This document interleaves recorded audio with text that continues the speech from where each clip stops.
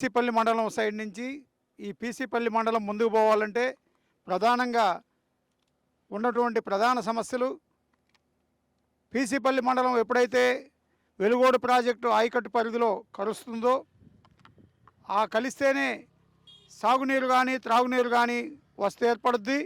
అందువల్ల మండలంలో ఉన్న ప్రజలు ఇబ్బంది లేకుండా సుఖశాంతులుగా ఉంటారు. తర్వాత రెండవది, అప్పటి వరకు పాలేటిపల్లి రిజర్వాయర్ ఆల్రెడీ కట్టి ఉండడం జరిగింది.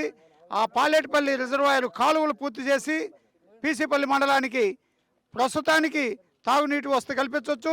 అందువల్ల ఈ కిడ్నీ పేషెంట్లు అలాంటి రోగాలు రాకుండా ఉంటాయి. రెండవది, తర్వాత ఈడ వైద్య సౌకర్యానికి వచ్చేసి పీసీపల్లిలో ఉన్నటువంటి పిహెచ్ సెంటర్ని 50 పడకల ఆసుపత్రిగా చేస్తే వైద్య సౌకర్యాలకు ఇబ్బంది లేకుండా ఉంటుంది. ఆ తర్వాత విద్యాపరంగా మా మండలంలో పేద విద్యార్థులు చదువుకోవడానికి ఇబ్బందిగా ఉంది. కాబట్టి సరైన హాస్టల్ వసతి కల్పించాల్సిందిగా కూడా ఈ సందర్భంగా కోరుతూ ఉన్నాం.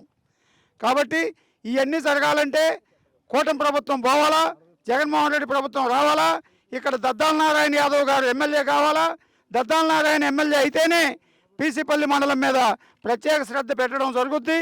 ఆ దద్దాల నారాయణ యాదవ్ వల్ల మాత్రమే ఈ యొక్క సౌకర్యాలు మా మండలానికి కలగడానికి, ఈ పీసీపల్లి మండలం సుఖశాంతులుగా ఉండడానికి అవకాశం ఉంటుందని మేము ఈ సందర్భంగా తెలియపరచుకుంటున్నాం. అంటే మీరే కూటమి ప్రభుత్వం పోవాలంటున్నారు, తప్పనిసరిగా.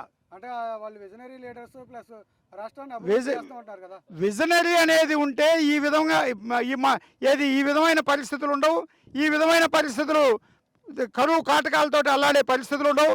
వర్షాలు లేక రైతులకి గిట్టుబాటు ధరలు లేక నానా ఇబ్బందుల్లో ఉండేటువంటి పరిస్థితులు ఏర్పడవు. ఆ విజనరీ అనేది ఉంటే రాష్ట్రంలో పెట్టుబడుల శాతం బాగా పెరిగింది అనేసి అంటున్నారు కదా.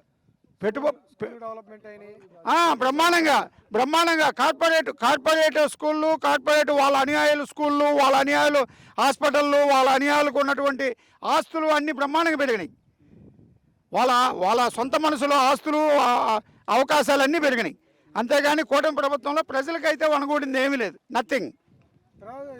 ఈ రైతుల పరిస్థితి ఎలా ఉందంటారు? రైతుల పరిస్థితి అగమ్యగోచరంగా ఉందని ఇప్పుడు దాకా చెప్పుకున్నాం. రైతులందరూ మాట్లాడడం జరిగింది. వాళ్ళ యొక్క పరిస్థితులు ఇప్పుడు చూస్తూ ఉంటే ముందు నొయ్యి వెనక గొయ్యి లాంటి పరిస్థితి ఏర్పడింది.